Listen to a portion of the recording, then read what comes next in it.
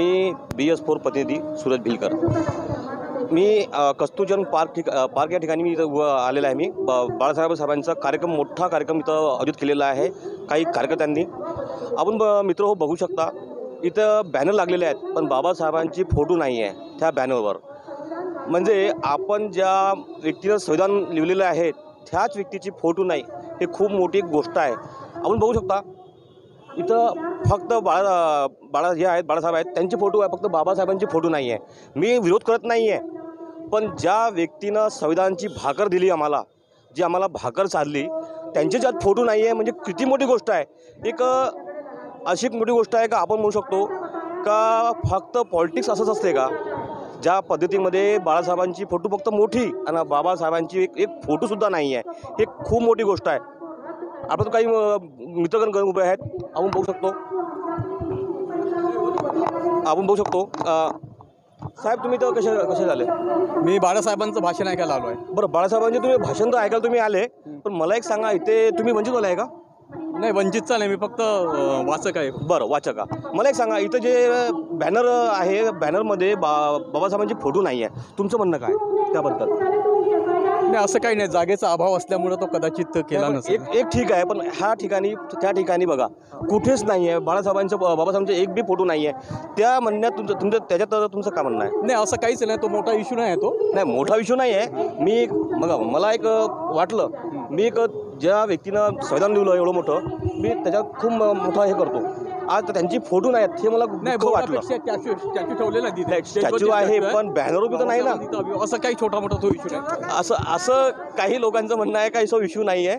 ठीक आहे, आपण बघू शकतो। चलो ठीक आहे, जय भीम, जय संविधान।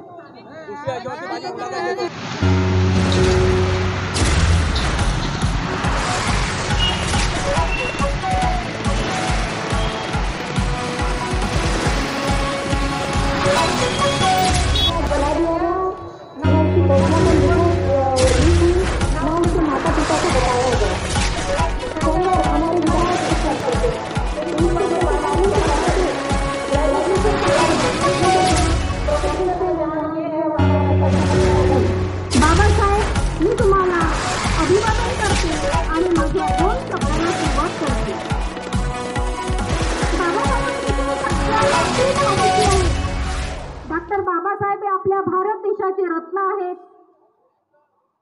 समाजशास्त्रज्ञ आहेत, मानववंशशास्त्रज्ञ आहेत आणि भविष्यवेधी भारताचे युग पुरुष आहेत।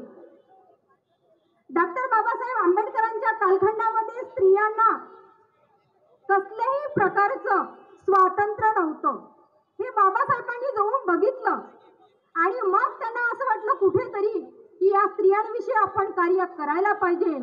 म्हणूनच डॉक्टर बाबासाहेब आंबेडकरांनी 14व्या अनुच्छेदामध्ये स्त्रियांना समता बहाल केली आणि 15व्या अनुच्छेदामध्ये स्त्री पुरुष जी विषमता होती ती नष्ट केली।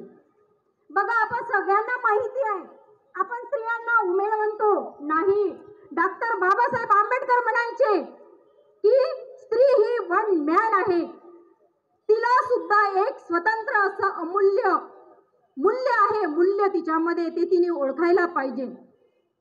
सामाजिक विषय स्त्रियांविषयी त्यांनी जे विचार मांडले, त्यांनी म्हटलं, स्त्रियांनो तुम्ही फक्त तुमचं कुटुंब, तुमचा पती यावरच तुम्ही थांबू नका, तर हे सगळं करताना तुम्ही आपल्या शीलावर सुद्धा तेवढंच लक्ष ठेवा आणि कौटुंबिक जबाबदारी पार पाडित असताना आपल्या पतीला एक मित्र समजा, परंतु ज्या वेळेस जर समजा एखादा पुरुष स्त्रीवर जर अन्याय करत असेल तर मात्र त्या अन्यायावर तुम्ही नकार द्यायला शिका।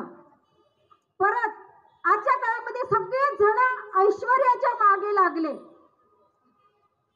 फक्त मी ॲडव्होकेट बाळासाहेब आंबेडकरांना मात्र खूप साधी राहणी, उच्च विचारसरणी असलेला व्यक्तिमत्व मी जवळून बघितलेलं आहे। त्यांनी एकच सांगितलं बाबासाहेबांनी, ऐश्वर्यापेक्षा नीतीने जीवन कंटा, ऐश्वर्यापेक्षा नीतीने जीवन कंटा। आणि त्यांनी स्त्री मुक्ती चळवळ जर समजा गतिमान करायची असेल आपल्याला, तर सामाजिक प्रबोधन नेहमी वारंवार आपल्या मेंदूवर हॅमरिंग व्हायला पाहिजे आणि कायद्याचा सुद्धा आपल्याला विसर पडायला नको. स्त्री आणि कायद्याचा सुद्धा आदर घ्यायला पाहिजे असं बाबासाहेबांनी सांगितलं. बाबासाहेबांनी